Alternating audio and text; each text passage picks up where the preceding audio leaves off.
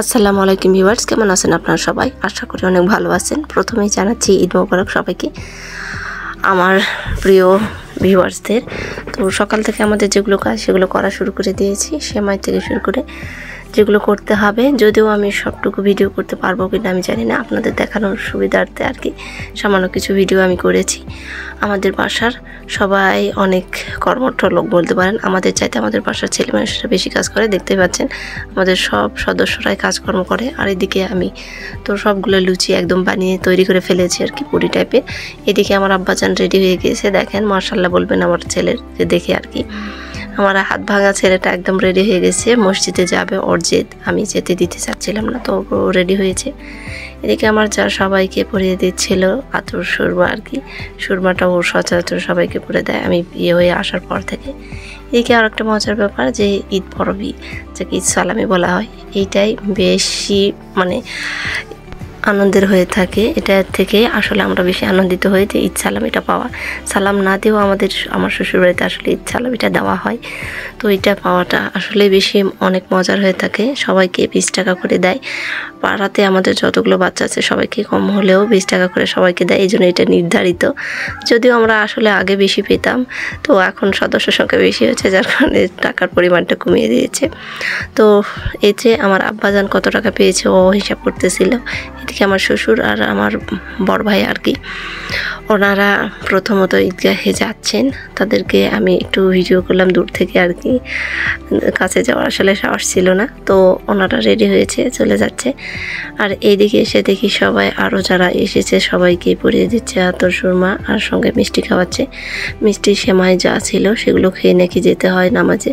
তো আমাদের বাসার সদস্যরা যে দেখতে পাচ্ছেন সবাই খেয়ে দিয়ে রেডি হচ্ছে। আর এইটা হচ্ছে সকলের পরের যে গ্রুপটা, আমি বিয়ে হয়ে এসে থেকে এটা দেখি আমার জামাই সবার লাস্টে যায়। এটা ওর ঐতিহ্যবাহী বলতে পারেন। এটা আমার কাছে বেশ বিরক্তও মনে হয়, আবার খুব রাগ হয়। দেখেন সব বাচ্চা কাচ্চা যা আছে সবগুলো এখন ও নিয়ে যাবে সবার পরে। এমনিতে জুম্মার দিনেও ও সবার লাস্টেই যায়, জানি না ও সকল কাজ কি ও করে কিনা। তো এই তো চলে গেল ওরা। এরপর আমি বাসায় চলে আসলাম। আসার পর যে আমার হাজবেন্ড আজকে আবার মাংস পেয়েছে, যেটা গরুটা রাতে জবাই করেছিল, সেটাকে আমি এবার কাটাকাটি শুরু করে দেবো আর কি, যার জন্য বসে পড়লাম। আর এদিকে মাংস রান্না করা হবে, যাদেরকে আসতে বলা হয়েছে বা আমার শ্বশুরবাড়িতে সবাইকে খাওয়াই ঈদের দিন। তো সবাই আসবে, যার কারণে আগেই সব মাংস টাংস বের করা হয়েছে। এদিকে আমি সবগুলো ভাগ ভাগ করে একটা পরিমাণ করে সবগুলো রাখতেছিলাম ফ্রিজে, জানি না জায়গা হবে কিনা। কালকে অনেক মাংস রাখা হয়েছে, কোনো রকমে ঢুকিয়ে দেবো আর কি, রাখবো। তো আমি এগুলো করে নিচ্ছিলাম। অ্যাকচুয়ালি সারাদিন যে এত কাজ থাকে যে বলে শেষ করা যাবে না। এইদিকে নামাজ সবাই শেষ হয়ে গিয়েছে, সবাই বাসায় চলে আসতেছে, দেখতেই পাচ্ছেন। তো আমাদের এই গ্রুপ, এই যে বাবা ছেলে চলে আসলো, লম্বা একটা সালাম দিয়ে বাসার মধ্যে প্রবেশ করেছে। আমার ছেলে আমার জন্য দোয়া করেছে। ও এসে বলেছে এই যে আমার রাজকুমারীরা সব রেডি হয়ে গেছে, সব পরীরা সব একই ড্রেস পরে। আর এদিকে মাংস তো উঠিয়ে দেওয়া হয়েছে মাটির চুলায়, এই যে ঝাল দিচ্ছে আর কি, রান্নাবাড়ি হচ্ছে। আর সব শেষের মূল কথা হচ্ছে 11:30টার মতো বাজে, আমি এই মুহূর্তে খাবার নিয়ে বসতেছি। আমি এখন খেতে বসবো আর কি। এরপর মিষ্টি খাওয়ার পর চলে আসলাম মাংস ভাতে।